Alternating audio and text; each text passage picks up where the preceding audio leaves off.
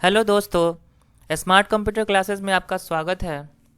आज के क्लास में हम लोग हार्डवेयर के पार्ट 2 वाले भाग को जानेंगे, जिसमें हम लोग generation of computer, principle of computing और यूनिट ऑफ कंप्यूटर पढ़ेंगे। आइए शुरू करते हैं। सबसे पहले generation of computer. Generation of computer में सब अभी तक मेनली 10 जनरेशन हो चुके हैं, मगर स्टार्टिंग से आते हैं फर्स्ट जनरेशन से लेके फिफ्थ जनरेशन तक कुछ ना कुछ अंतर होते गए हैं, मगर फिफ्थ के बाद सिक्स सेवन इस सब में ज़्यादा कुछ अंतर नहीं है, माइनर अंतर है। इसलिए सबसे पहले हम लोग जानते हैं फर्स्ट जनरेशन में। फर्स्ट जनरेशन जो था वो 1946 से 1959 तक था, जिसमें वैक्यूम ट्यूब का यूज हुआ था। उसी तरह से सेकेंड जनरेशन जो है वो 1959 से 1965 तक था, जिसमें ट्रांजिस्टर जो होता है, जो टीवी वगैरह में भी लगा हुआ था, ट्रांजिस्टर बेस्ड था, उसका यूज हुआ था। थर्ड जनरेशन जो है 1965 से 1971 तक था, जिसमें इंटीग्रेटेड सर्किट बेस्ड बोर्ड लगा हुआ था, उसके थ्रू कंप्यूटर बना था। फोर्थ जनरेशन जो है 1971 से 1980 तक था, जिसमें VLSI माइक्रो प्रोसेसर का यूज हुआ था।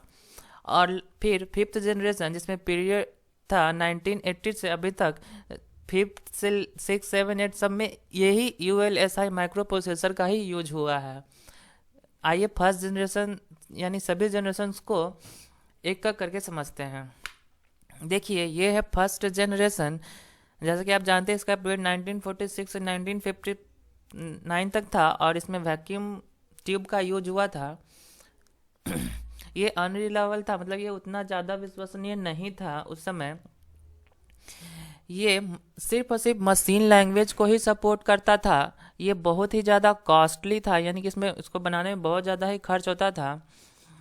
ये इसका जो कंप्यूटर था, जो इसका जो पावर सप्लाई करता था, वो बहुत ज़्यादा हीट होता था, इसलिए इसमें एसी का ज़रूरत पड़ता था। मतलब बिना एसी का ही कंप्यूटर नहीं चल पाता था। इसमें जो हम लोग इनपुट डालते थे और जो आउटपुट आता था, ये बहुत ही स्लो होता था, बहुत धीरे धीरे काम करता था। ये बहुत ही बड़ा था, मतलब इसका साइज बहुत ही ह्यूज था, ये बहुत बड़े एक एरिया को कवर करता था। ये तथा ये पोर्टेबल नहीं था, एक जगह अगर फिक्स्ड हो गया तो इसको एक जगह से दूसरी जगह हम लोग नहीं ले जा सकते थे। तथा ये बिजली बहुत ज़्यादा ही यूज करता था। ये बिजली समझिए तो अभी के कंप्यूटर से कम तो 100-200 गुना ज़्यादा बिजली ये कंज्यूम करता था। उसके बाद आते हैं सेकेंड जनरेशन में। सेकेंड जनरेशन जो था वो 1959 से 1965 में हुआ था, जिसमें ट्रांजिस्टर लगा हुआ था। जैसा कि आप अपने स्क्रीन पे देख रहे हैं, ये सेकेंड जनरेशन का कंप्यूटर जो यहाँ ये सब सर्किट देख रहे हैं, ये ट्रांजिस्टर बेस्ड है। ये फर्स्ट जनरेशन से थोड़ा सा विश्वसनीय था, मतलब पहले वाला जो जनरेशन था उससे थोड़ा अच्छा था। पहले वाले जनरेशन इसका साइज भी कम था। ये उतना ज़्यादा हीट नहीं होता था जितना पहला वाला होता था। ये बिजली जो है पहले के मुकाबले बहुत कम कंज्यूम करता था। ये फर्स्ट जनरेशन के मुकाबले ज़्यादा तेज़ था, पर फिर भी ये कॉस्टली था, बहुत ज़्यादा कॉस्टली था। इसमें भी एसी का ज़रूरत पड़ता था और ये मशीन को असेंबल किया जा सकता था, असेंबल जैसा मशीन था। उसके बाद आता है थर्ड जनरेशन में। थर्ड जनरेशन जो था वो 1965 से 1971 तक था, जिसमें इंटीग्रेटेड सर्किट का यूज हुआ था। आप अपने स्क्रीन पे देख सकते हैं थर्ड जनरेशन कंप्यूटर कैसा था। ये आईसी यूज था, मतलब इसमें इंटीग्रेटेड सर्किट लगा हुआ रहता था। ये रिलायबल था पहले दोनों जनरेशन के मुकाबले। इसका साइज भी बहुत कम हो गया था, छोटा हो गया था। ये इसका जो हीट हीट होता था ये बहुत कम होता था, ये बहुत तेज हो गया था।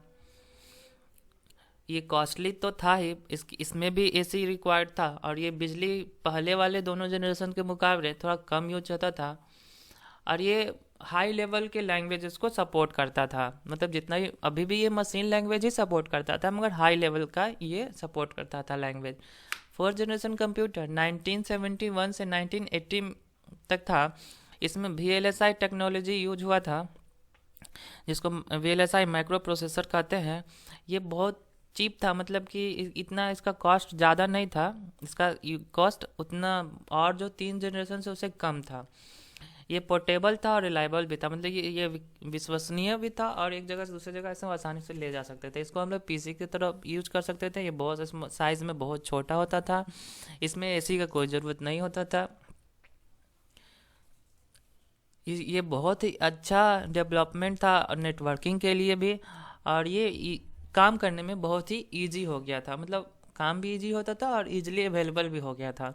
फिफ्थ जनरेशन कंप्यूटर 1980 से स्टार्ट हुआ था, जिसमें VLSI टेक्नोलॉजी में माइक्रो प्रोसेसर का ही यूज हुआ था। ये बहुत ही चीप था, मतलब कि बहुत ही कम दाम में ही मिल जाता था। ये पोर्टेबल था, रिलायबल भी था। पीसी यूज पर पीसी मतलब कंप्यूटर ही है, वेरी स्मॉल साइज था इसका। पाइपलाइन प्रोसेसिंग था इसमें इसमें हम लोग आसानी से नेटवर्किंग कर सकते, इसमें एसी का कोई ज़रूरत नहीं था। ये बहुत ही अच्छा था। इसके बाद 6th जनरेशन भी आए हैं, 7th जनरेशन भी आए हैं, 8 भी आए हैं, अभी तो करंट में 10th जनरेशन है। मगर सभी जितने भी जनरेशन अभी आ रहे हैं सब में माइक्रो प्रोसेसर का ही यूज हो रहा है। वही माइक्रो प्रोसेसर को नैनो मीटर में कम करके, जैसे पहले था पेंटियम 4, फिर आया डुअल कोर, फिर आया ऑक्टा कोर, इस तरह से और भी बहुत सारे प्रोसेसर आ रहे हैं, मगर सब में माइक्रो प्रोसेसर का ही यूज हो रहा है। और अभी हम लोग का जो कंप्यूटर है वो आर्टिफिशियल टेक्नोलॉजी पर भी काम कर रहा है, यो हम लोग आगे चल के पढ़ेंगे।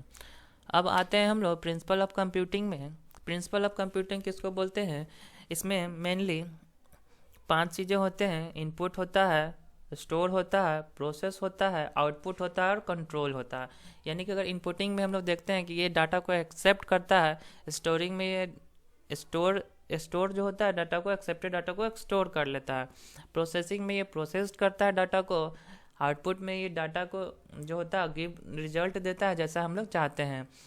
कंट्रोल यूनिट में हम लोग जो कंट्रोल यूनिट होता है वो ऊपर के जितने भी इनपुट है, स्टोरेज है, प्रोसेसिंग, आउटपुट, इन सबको ये कंट्रोल करता है। इसको एक डायग्राम के थ्रू समझते हैं। देखिए ये है एक डायग्राम जिसमें सबसे पहले आप देख सकते हैं ये इनपुट है, इनपुट यूनिट। इनपुट यूनिट के थ्रू, यानी इनपुट तो मेनली है माउस और कीबोर्ड, और भी बहुत कुछ है मगर माउस कीबोर्ड का भी लेके चलते हैं। माउस कीबोर्ड के थ्रू हम लोग इनपुट करते हैं।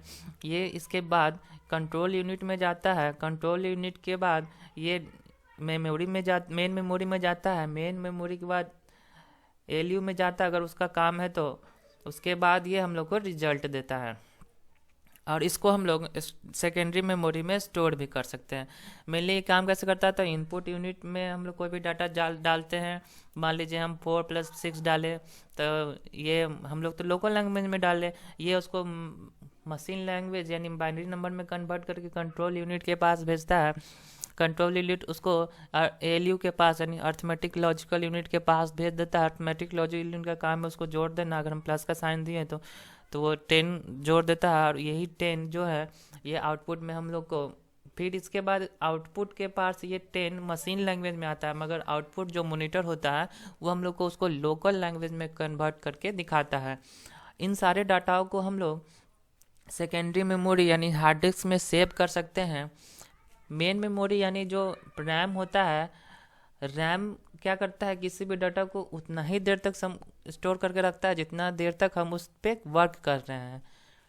और अगर हमको उसको डाटा को फ्यूचर में के लिए सेव करके रखना है तब उसको क्या करता है, ये सेकेंडरी मेमोरी में ट्रांसफ़र कर देता है। इसी तरह से हम लोग का कंप्यूटर काम करता है। अब आते हैं यूनिट्स ऑफ कंप्यूटर में।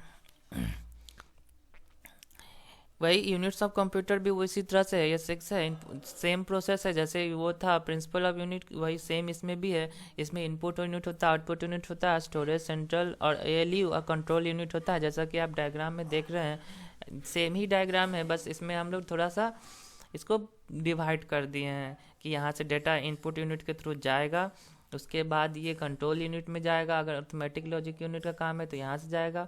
उसके बाद ये डाटा प्राइमरी में स्टोरेज में, सेकेंडरी स्टोरेज में और आउटपुट यूनिट के थ्रू बताएगा। ये इसी तरह से हम लोग का कंप्यूटर काम करता है। आज के लिए बस इतना ही, मिलते हैं नेक्स्ट क्लास में। Thank you.